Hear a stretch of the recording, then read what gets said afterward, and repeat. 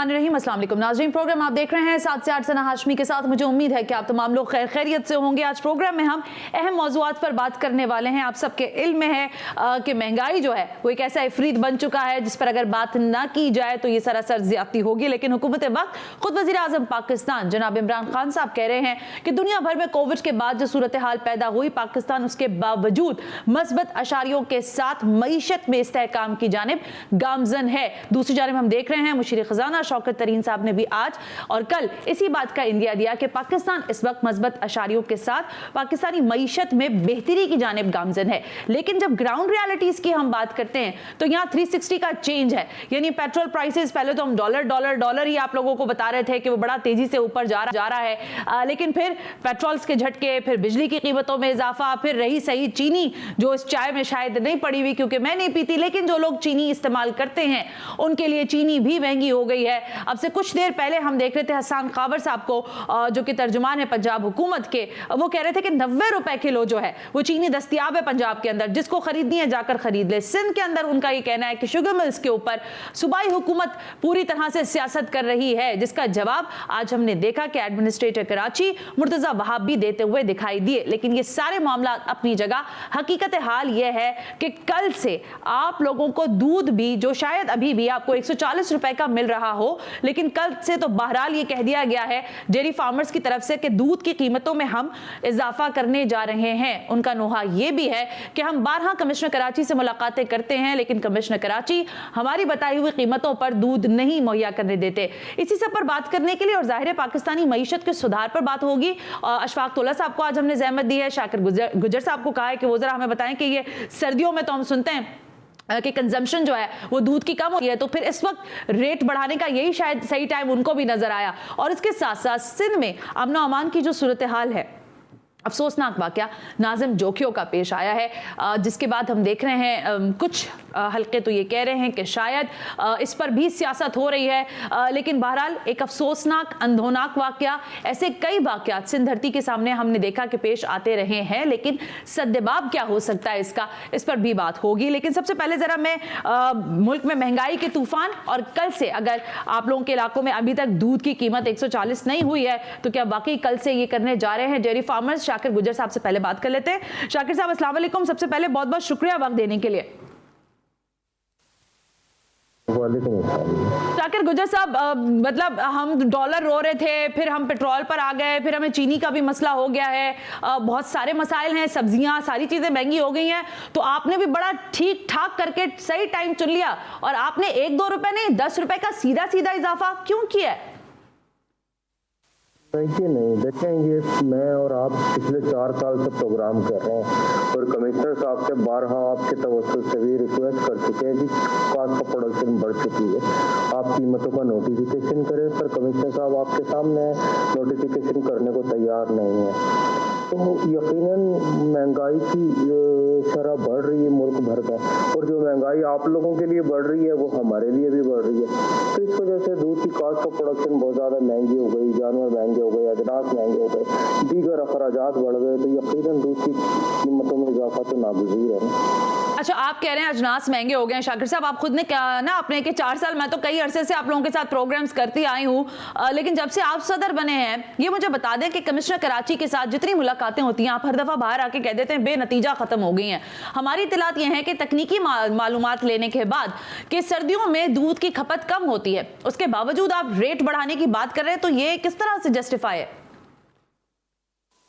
असल में जी ये अलमिया है ministry of national food security and research के लिए कि आपके यहाँ शहरों में दूध की पैदावार कम हो रही है, और यकीनन कम पैदावार की बुनियाद पे अभी मैं आपके इल्म में एक बात और ले आऊँ कि दूध की कीमतों में इजाफा डेयरी फार्मर्स ने नहीं किया, ना किसी डेयरी फार्मर्स की एसोसिएशन ने डिसीजन लिया। ये कम पैदावार की बुनियाद पर, शहरों में कम पैदावार की बुनियाद पर हमारे मिडल मैन ने जो हमसे 110 रुपये 93 पैसे फी लीटर लेता है, उसने कहा जी मैं 120 रुपए लीटर लूंगा आपको, वो इजाफा उसने हमें दिया और शहर में भी वही लागू कर रहा है। तो यकीनन जब मुझे पैसे बढ़ के मिलेंगे तो मैं बढ़ के लूंगा, यकीनन ये हमारे लिए खुशाइंद है। अच्छा शाकिर गुज्जर साहब, आप जब ये बात कर रहे हैं, चले मैं आपकी बात यहां तक भी मान लेती हूं, आप कह रहे हैं कि खपत जो है आपके कहने के मुताबिक उतनी ही होती है, लेकिन ज़ाहिर है जो मालूमात मेरे पास थी उस पर मैंने आपसे सवाल कर लिया। अब जरा मुझे ये फरमा दें कि क्या कोई निगोसिएशन हो सकती है इस मामले पर कि आप अपने दूध के प्राइसेस को रिव्यू कर लें, क्योंकि ये आप ही लोग कह रहे हैं कि 2 माह के अंदर हम इसको 200 तक ले जाएंगे, यानी 30 रुपए का मजीद इजाफा करना चाहते हैं आप, और 30 से भी ज्यादा की बात हो रही है। इसको रिव्यू कर सकते हैं आप लोग कीमतों को? असल में कि देखें, मिडलमैन एसोसिएशन ने शहर में ये रेट लागू कर दिया और पूरे शहर में इस वक्त 140 रुपया फी लीटर दूध फरोख्त हो रहा है, और यकीनन आप सब लोगों को भी इसका पता होना। वो तो मुझे पता है, आप सही कह रहे हैं ना कि 140 कल शाम से दूध की कीमत 140 का कल से बिक रहा है, लेकिन मेरा सवाल यह है कि क्या आप रिव्यू करेंगे कीमतों को या नहीं? बस जो कह दिया सो हो गया, अब आगे बात ही नहीं हो सकती ना। उसमें ऐसा है ना जी, देखिए दूध की कॉस्ट ऑफ प्रोडक्शन इस वक्त है 155 रुपया फी लीटर एट फार्म गेट, और यकीनन एट फार्म गेट फिर होलसेल किराया है, इसका फ्रेट है फी लीटर, उसके बाद मिडल मैन है, फिर रिटेलर है, उनका प्रॉफिट शामिल होकर ये 200 रुपये लीटर तक जाएगा। और यकीनन ये चीज समझने की है कि दूध की कॉस्ट ऑफ प्रोडक्शन बढ़ाने वाले डेयरी फार्मर नहीं है, दूध की कॉस्ट ऑफ प्रोडक्शन बढ़ा रही है वफाकी गवर्नमेंट। मैंने माजी में भी आप लोगों से कहा था कि इसमें सबसे ज्यादा जो असरअंदाज होती है वो मिनिस्ट्री ऑफ कॉमर्स होती है, लेकिन जो हमारी जरूरियात के अजनास हैं उन्हें एक्सपोर्ट कर दिया जाता है। जब वो एक्सपोर्ट हो जाते हैं तो यकीनन हमारे लिए महंगे भी हो जाते हैं। हम इम्पोर्ट करते हैं तो उसका इम्पैक्ट आता है दूध, गोश्त, मुर्गी और अंडे की कास्ट ऑफ प्रोडक्शन पे, जिसका तमाम सारिफीन को खमियाजा भुगतना पड़ता है, जिसकी बुनियाद पे ये तमाम चीजें महंगी होती है। तो दूसरी आपने बात कही कि जी क्या इस पर कोई बातचीत हो सकती है, जरूर बातचीत हो सकती है जी। जो जमूत आ रही है कमिश्नर कराची या इंतजामिया दीगर के और डेयरी फार्मर्स के दरमियान, उसे खत्म किया जाए, वो बैठे जिम्मेदारान के साथ और बैठ के बीच का रास्ता निकालें। जो 200 रुपये लीटर तक दूध की कीमतें होने जा रही हैं उसे रोकने के लिए गवर्नमेंट ऑफ पाकिस्तान को इकदाम करे। प्राइम मिनिस्टर ऑफ पाकिस्तान से मैं अपील करूंगा कि जी वो डिसीजन ले फौरी तौर पे, और मिनिस्ट्री ऑफ कॉमर्स को हमारे साथ बिठाएं। तो चारों सूबों के minister live stock, secretary live stock से हमारे साथ बैठे, वो अपने जानवर को जेनेटिकली इंप्रूव करें। क्यों कीमतें बढ़ेंगी? आपका जानवर प्रोडक्शन ज्यादा दे ना, तो उसके लिए तमाम इदारों की मुजरिमाना गफलत है जिसका खमियाजा अवामुन्नास को। लेकिन सर आप लोगों की भी तो जुटाई है ना कि आप लोग जिम्मेदार ना ठहराएगी। फार्मर कौन होते हैं दूध की कीमतें बढ़ाने वाले?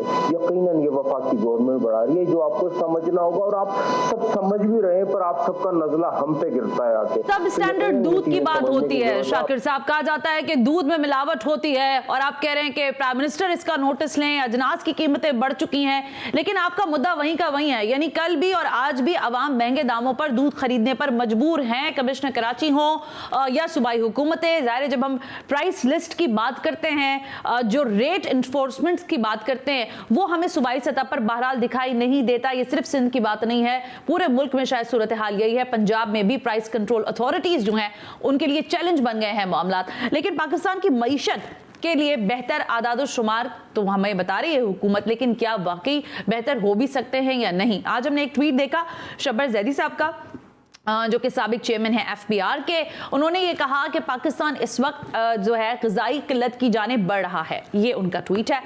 वो कह रहे हैं अगर इसी तरह से, क्योंकि हम बकौल शबर जैदी साहब के इस ट्वीट के, वो कह रहे हैं कि आप तमाम तर चीज़ें जो हैं वो इस वक्त इम्पोर्ट कर रहे हैं और पाकिस्तान एक कंज्यूमर स्टेट बनता जा रहा है, और अगर फौरी तौर पर मसाइल को हल नहीं किया गया और इसमें मज़ीद देर लगाई गई तो ऐसा ना हो कि चीज़ें हाथ से निकल जाएँ। माहिर माशियात हैं, इंपॉर्टेंट शख्सियत हैं, लिखते भी हैं और बहुत सारे मौज़ूआत पर खुलकर बात करते हैं। मेरे साथ इस वक्त मौजूद है माहिर माशियात अशफाक तोला साहब। अशफाक तोला साहब अस्सलाम वालेकुम, बहुत बहुत शुक्रिया वक्त देने की। अशफाक तोला साहब वालेकुम अस्सलाम। अशफाक साहब फरमाइएगा कि ज़ाहिर सवाल तो फिर यही हुकूमत की तरफ से पहले मैं आपसे कर लेती हूँ। वज़ीर आज़म पाकिस्तान हो, मुशीर ख़ज़ाना हो, चाहे दीगर और एडवाइज़र्स हों, वो सब यही कह रहे हैं वज़ीर आज़म की ज़बान में कि देखिए पाकिस्तान की मईशत बदहाली का शिकार नहीं है। हाँ महंगाई ज़रूर है, लेकिन हमने कोविड के बाद सूरत हाल के ऊपर कंट्रोल कर लिया है और सारे अशारिये मस्बत हैं। बहैसियत माहिर माशियात आपको क्या दिखता है कि वाकई सही चीजें डगर पर चल रही हैं या नहीं? बिस्मिल्लाहिर्रहमानिर्रहीम। देखिए, कोई भी हुकूमत होगी, खराब से खराब हालात होंगे, उनका तो फर्ज यही बनता है कि कौम को दिलासा देती रहे। ठीक है। और अगर आप दिलासा नहीं दे सकते और अगर आप खुद ही मान ले कि नहीं हमारी पॉलिसीज गलत है, तो मेरा ख्याल है कोई बात रहती ही नहीं है ना, बाकी ही नहीं रहती। तो ऑब्वियसली हुकूमत का काम है, हुकूमत के तर्जमानों का काम है, वजीर आजम का, फाइनेंस एडवाइजर का, सबका काम यही होता है कि कौम को एक दिलासा दें कि ये कड़ा वक्त है और आप उसको निकाल लें और दुनिया में ये हो रहा है। देखिए, दुनिया के आशारियों की बात बिल्कुल दुरुस्त है। कमोडिटी की प्राइस बढ़ी है, ये इसमें भी कोई दो राय नहीं है। पाम ऑयल की प्राइस में भी इजाफा हुआ है, इसमें भी कोई दो राय नहीं है। वीट की प्राइस में इजाफा हुआ है, शुगर की प्राइस में इजाफा हुआ है, इसमें कोई दो राय नहीं है। मगर जब हम देखते हैं दुनिया के आशारियों को, हमारे पास मसले दो हैं। एक तो दुनिया में जो आशारी या जो महंगाई बढ़ी है बिल्कुल वाजिब है, उस किस्म की महंगाई अगर पाकिस्तान में भी बढ़ जाती, मगर उस महंगाई को देखते हुए हमें दो चीजों का ख्याल रखना पड़ेगा। एक, आपने अपने रुपए की कदर में जो कमी की है और जिस तरीके से रैम्पेंट वे में डिवैल्यूएशन हुई है, अगर आप देखें 104 और 118 पे जो पिछला दौर छोड़ के गया था, इसके बाद 125 पे जो केयर टेकर सेटअप छोड़ के गया था, और आज आप 170 की बातें कर रहे हैं।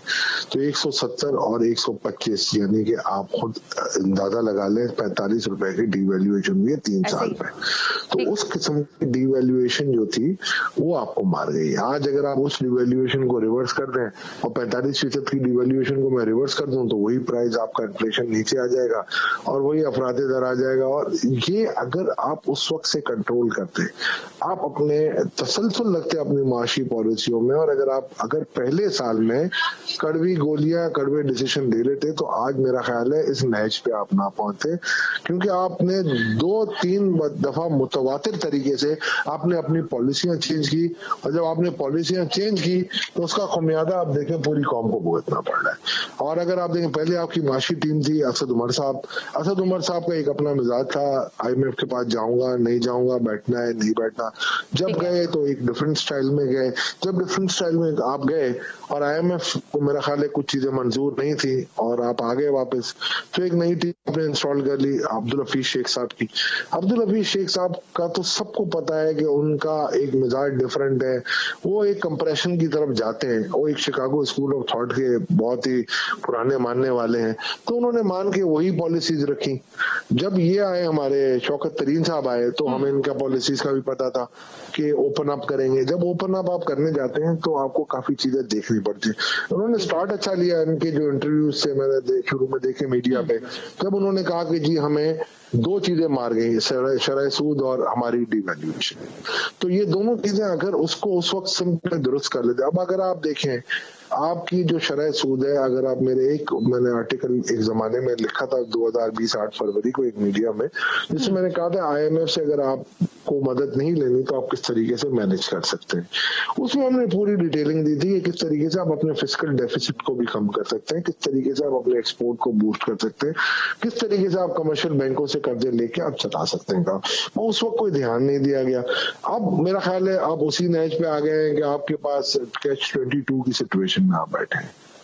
ठीक है अशफाक तौला साहब, इसी बात के साथ जो आप कह रहे हैं कि आपने खुद भी ऐसे राइटअप्स लिखे हैं जिसमें पूरी तरह से ये तमाम चीज़ों का इंदिया था कि किस तरह से कंट्रोल किया जा सकता है मईशत को। अभी मैंने तस्करा किया शबर जैदी साहब के आज के ट्वीट का, जिसमें उन्होंने इस खदशे का इजहार किया है। ज़ाहिर है वो भी माहिर माशियात हैं, उनको भी सारे टर्म्स और कंडीशंस का और हालात का अच्छी तरह इदराक है। वो कह रहे हैं कि पाकिस्तान जो है वो इस तरफ ना बढ़ जाए कि वो ग़िज़ाई क़िल्लत का शिकार मुल्क बन जाए, क्योंकि हमारी इम्पोर्ट्स बढ़ चुकी हैं, हम इन्हिसार उसी पर कर रहे हैं।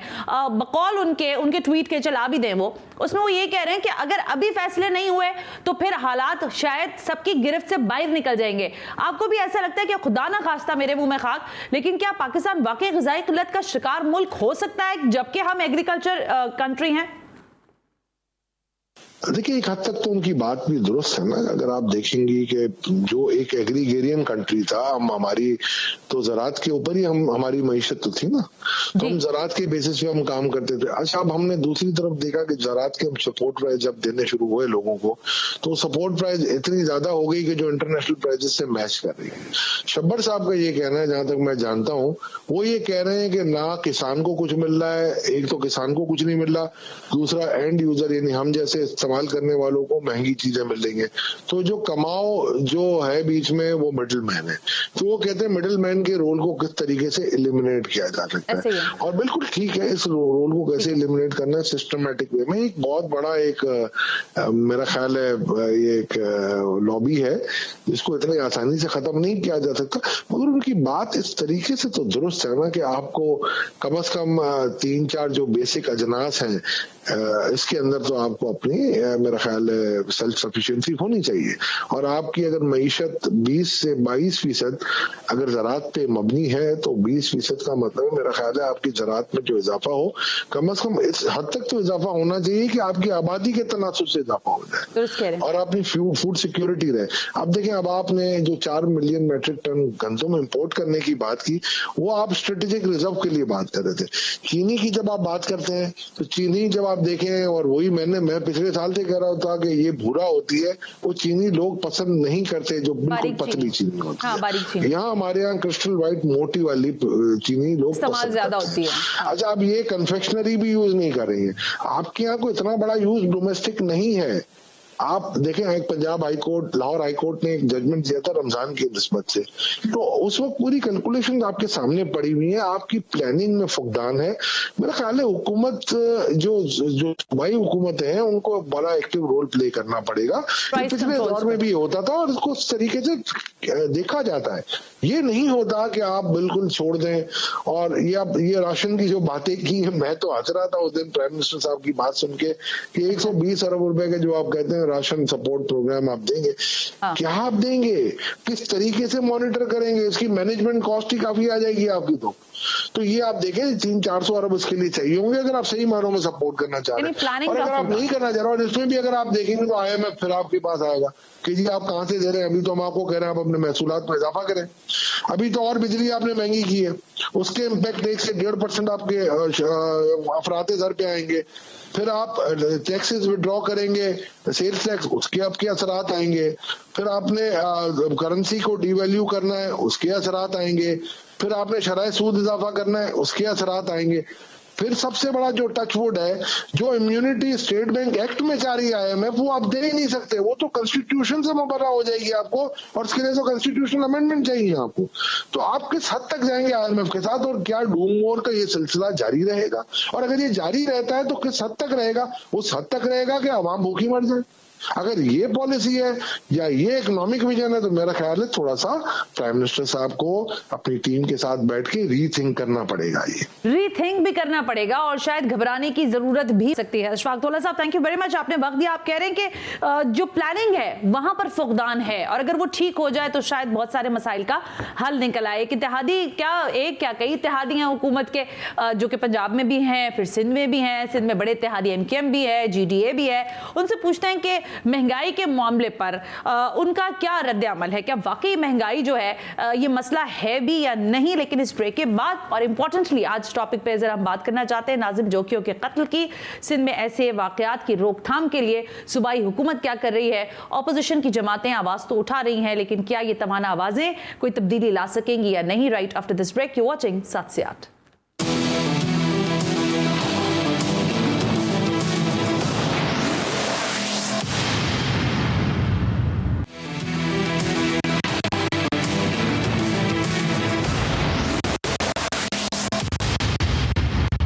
वेलकम बैक नाज़रीन, हम ब्रेक पर थे और ब्रेक पे जाते हुए मैंने आपसे कहा कि इत्तेहादी भी जाहिर है हुकूमत के साथ साथ हैं, लेकिन हुकूमती पॉलिसीज से चाहे MKM पाकिस्तान हो या फिर GDA हो, वो किसी हद तक इस पर तो ये मुत्तफिक हैं कि हुकूमत बेहतरी कर रही है, लेकिन नाला होने के बावजूद इत्तेहाद बरकरार है। इस वक्त मेरे साथ मौजूद हैं नुसरत सहर अब्बासी, MPA हैं GDA की। उनसे ज़रा बात कर लेते हैं और पूछ लेते हैं कि इस वक्त जो ज़ाहिर है, कल से मैं उनसे भी यही सवाल कर रही हूँ कि महंगाई की बातें तो हो रही है, क्या वो भी तैयार है इस महंगाई के लिए, और हुकूमत का मजीद कितना साथ साथ दे सकती है जीडीए और कितना बर्दाश्त कर सकती है आइंदा इलेक्शन के लिए? नुसरत सहर अब्बासी साहब, अस्सलाम वालेकुम, बहुत बहुत शुक्रिया वक्त देने के लिए।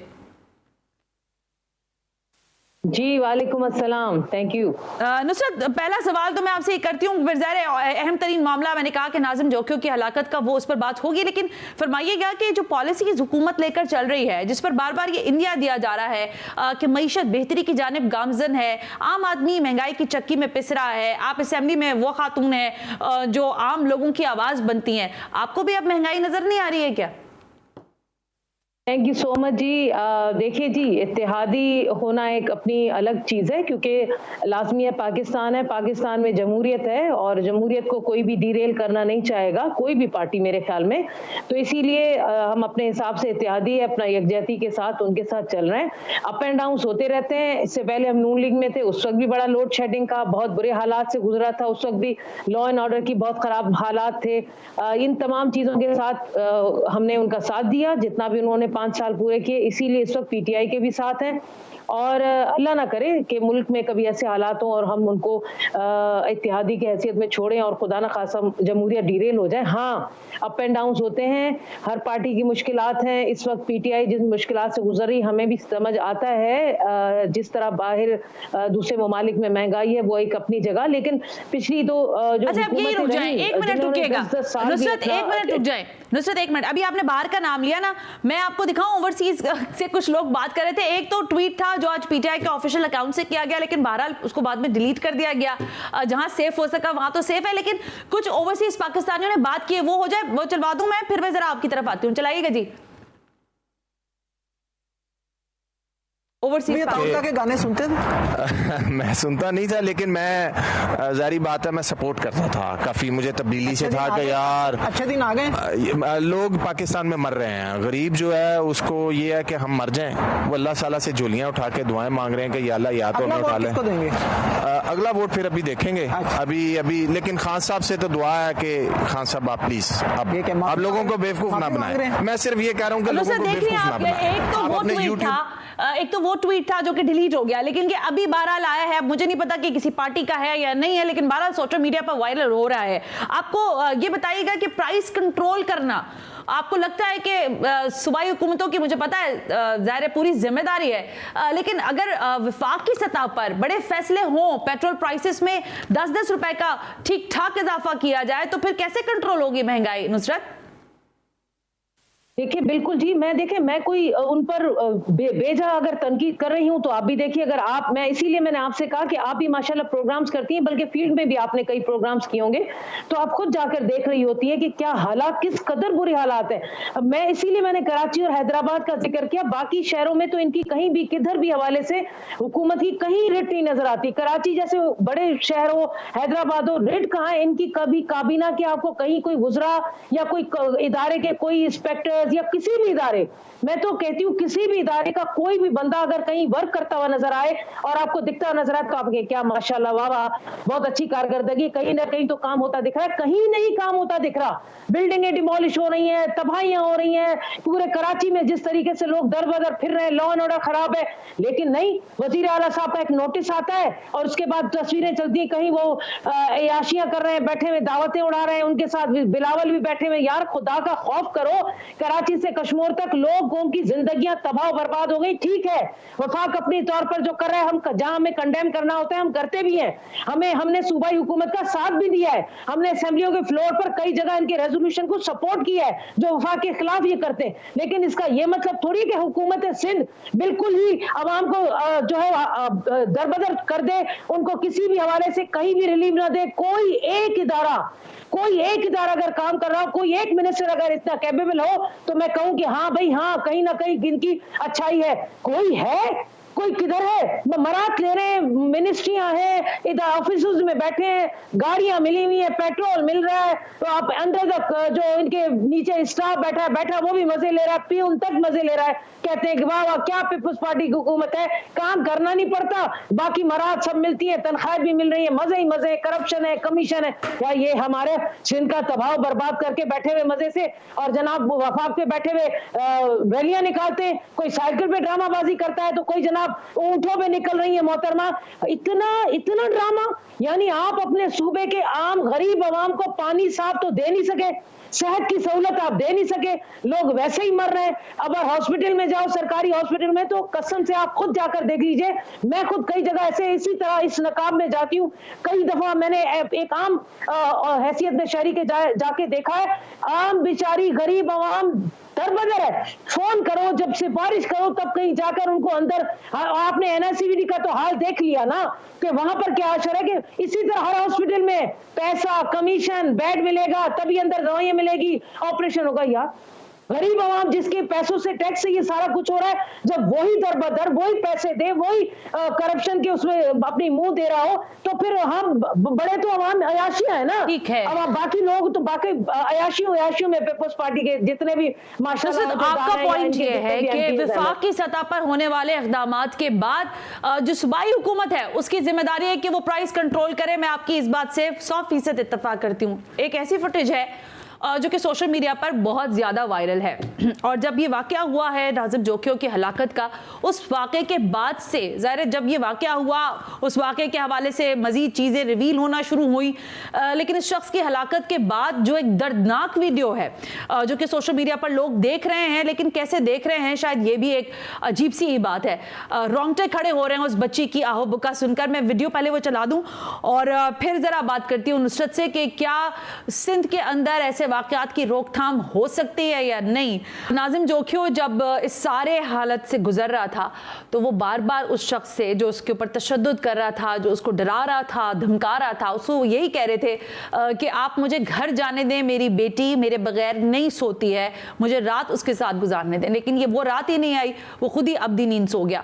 नुसरत, ये वाक़यात मैं पहले भी कह चुकी हूँ कि ऐसे वाक़यात पहली दफ़ा नहीं होते, लेकिन ये आखिरी कब होंगे? क्या इंसाफ के तकाजे पूरे होंगे या नहीं होंगे? ये एक और केस होगा, गवर्नर सिंध ने नोटिस लिया है, चीफ मिनिस्टर ने नोटिस लिया है, कहने वाले कहते हैं कि इस पर भी सियासत हो रही है।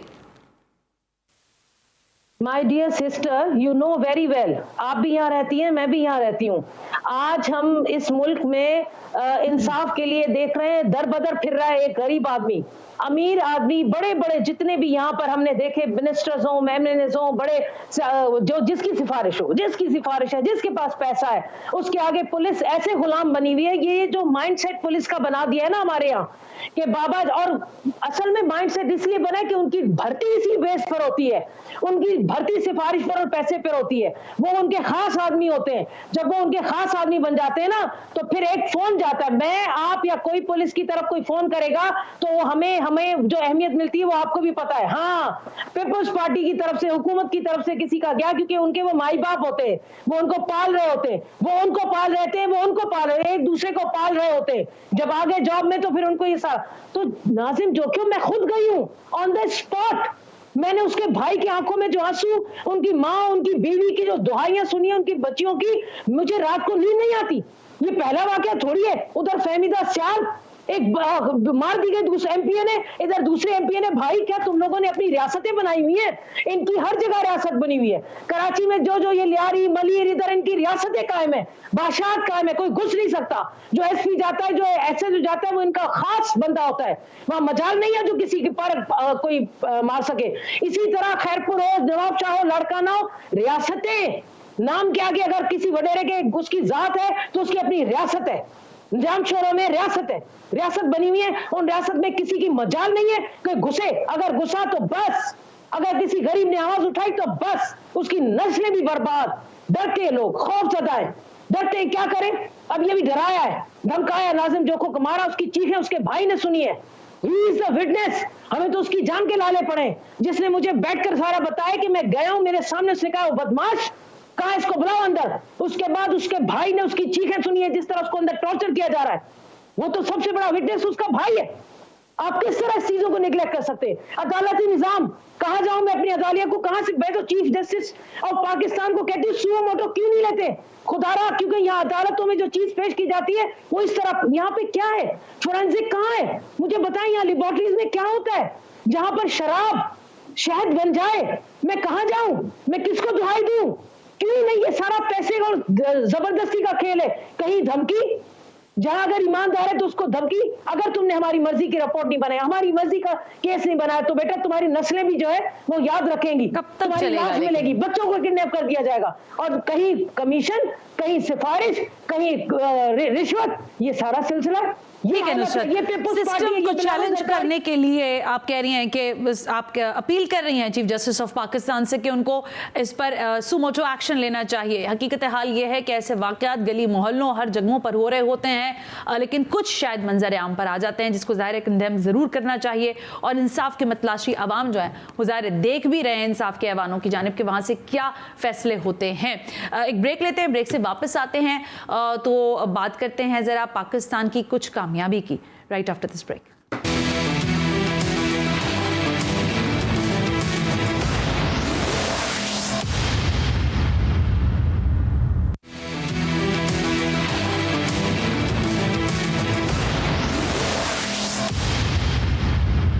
Welcome back. ब्रेक पे जाते हुए मैंने आपसे कहा था कि पाकिस्तानियों के लिए अच्छी खबर है, पाकिस्तान जाहिर है सेमीफाइनल के लिए क्वालिफाई कर गया है, लेकिन कुछ चीज़ें सोशल मीडिया पर काफ़ी तेज़ी से ट्रेंड करना शुरू हो गई हैं। ये आप देख रहे हैं, लिखा हुआ है guys pack your bags we are going back home, और Dubai airport right now situation India के लिए ये डेवलप हो रही है, और बाकी सारे लोग भी कह रहे हैं कि इंडिया ने जो कुछ कहा, उनकी लोगों ने, उनके मीडिया ने जो कुछ कहा उससे बिल्कुल 360 का चेंज हुआ है। अब ये लिखा हुआ है सेमीफाइनल्स मुंबई एयरपोर्ट तो ये सारे तो मुंबई एयरपोर्ट के लिए तैयार है, लेकिन पाकिस्तान पूरी तरह से बहरहाल तैयार है, न सिर्फ ये कि सेमीफाइनल खेलने के लिए बल्कि फाइनल खेलने के लिए भी, और T20 का ये वर्ल्ड कप जीतने के लिए भी। पाकिस्तान को गुड लक कहते हुए आज के प्रोग्राम से सना हाशमी को इजाजत दीजिए। अल्लाह हाफिज।